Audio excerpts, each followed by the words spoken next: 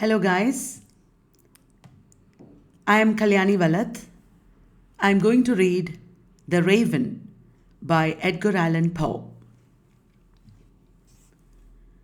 Once upon a midnight dreary, while I pondered weak and weary over many a quaint and curious volume of forgotten lore, while I nodded, nearly napping, suddenly there came a tapping, as of someone gently rapping at my chamber door. "'Tis some visitor," I muttered, tapping at my chamber door. "Only this, and nothing more." Distinctly I remember, it was in the bleak December, and each separate dying ember wrought its ghost upon the floor. Eagerly I wished the morrow, vainly I had sought to borrow from my books surcease of sorrow, sorrow for the lost Lenore, for the rare and radiant maiden whom the angels named Lenore, nameless here forevermore. And the silken, sad, uncertain rustling of each purple curtain thrilled me, filled me with fantastic terrors never known before.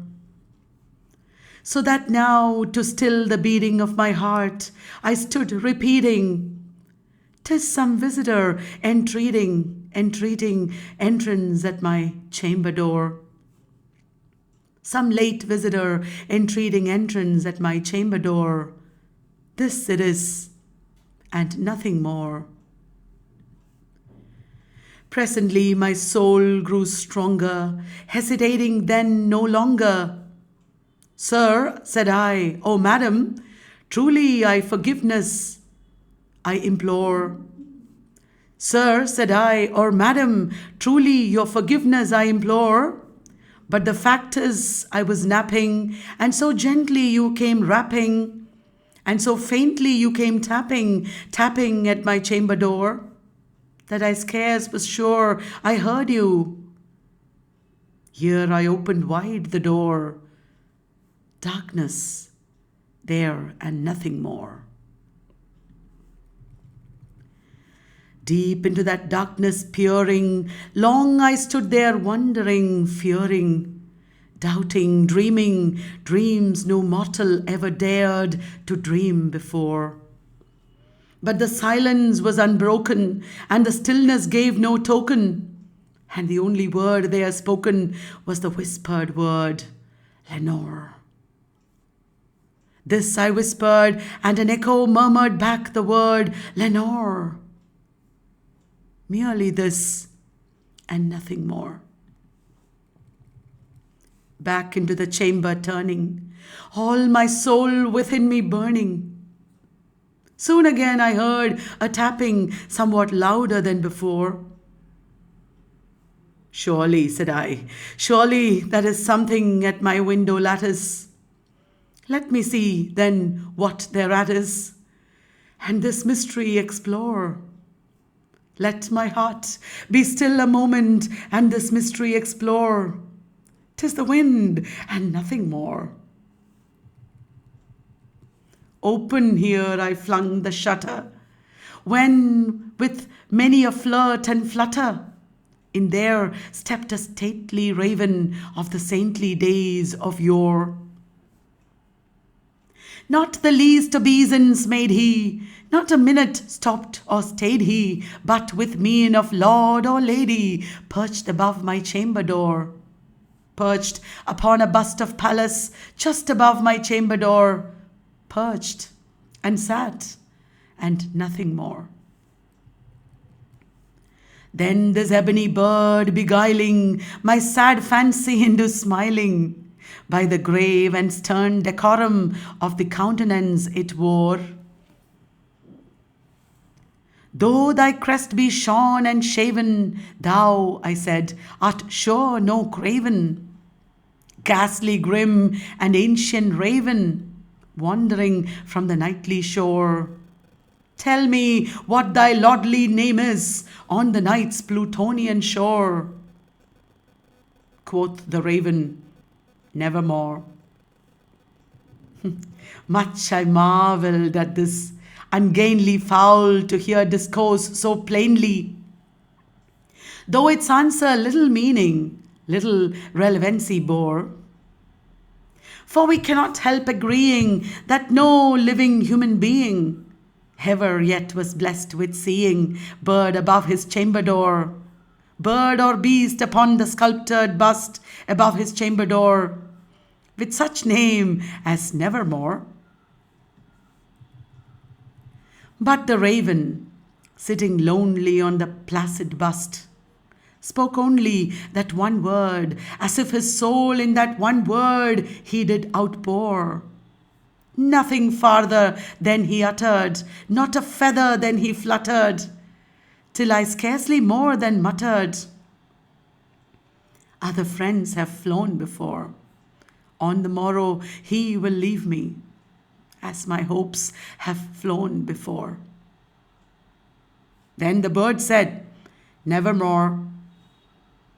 Startled at the stillness broken by reply so aptly spoken. Doubtless, said I, what it utters is its only stock and store, caught from some unhappy master, whom unmerciful disaster followed fast and followed faster, till his songs one burden bore. Till the dirges of his hope that melancholy burden bore of never, nevermore.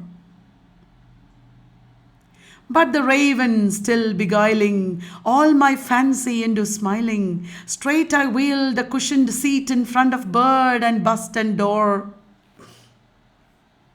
Then upon the velvet sinking, I betook myself to linking fancy unto fancy, thinking what this ominous bird of yore, what this grim, ungainly, ghastly, gaunt, and ominous bird of yore meant in croaking, nevermore. This I sat engaged in guessing, but no syllable expressing to the fowl whose fiery eyes now burned into my bosom's core. This and more I sat divining, with my head at ease reclining on the cushion's velvet lining, that the lamplight gloated o'er, but whose velvet violet lining, with the lamplight gloating o'er, she shall press, nevermore.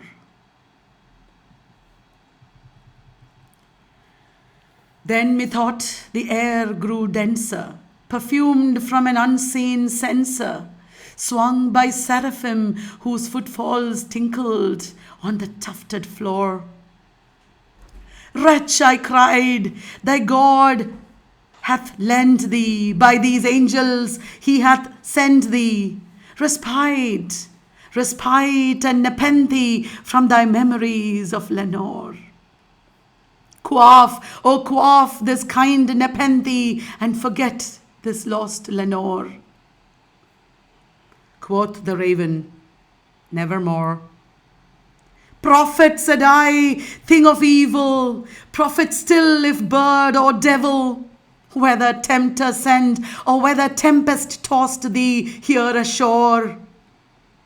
Desolate, yet all undaunted, on this desert land enchanted, on this home by horror haunted, tell me truly, I implore, is there balm in Gilead?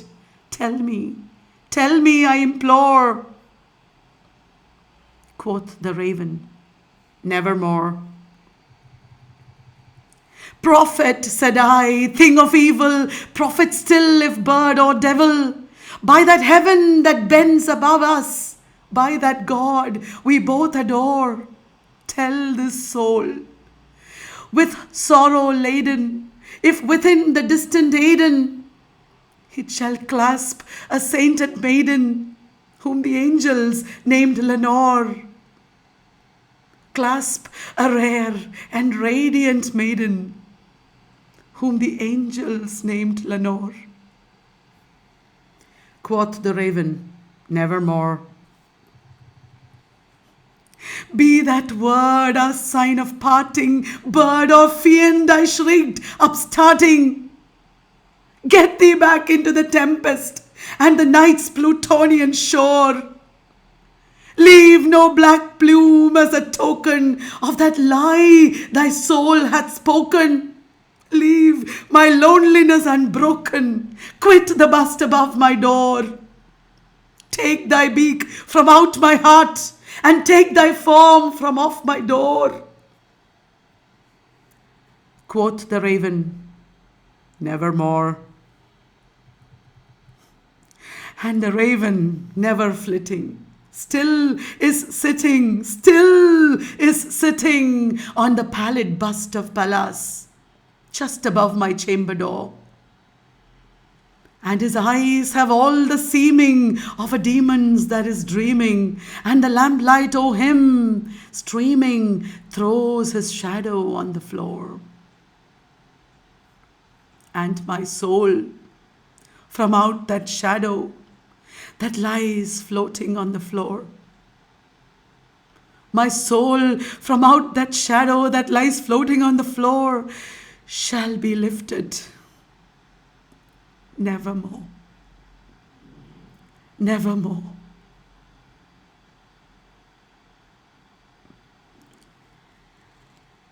The Raven by Edgar Allan Poe.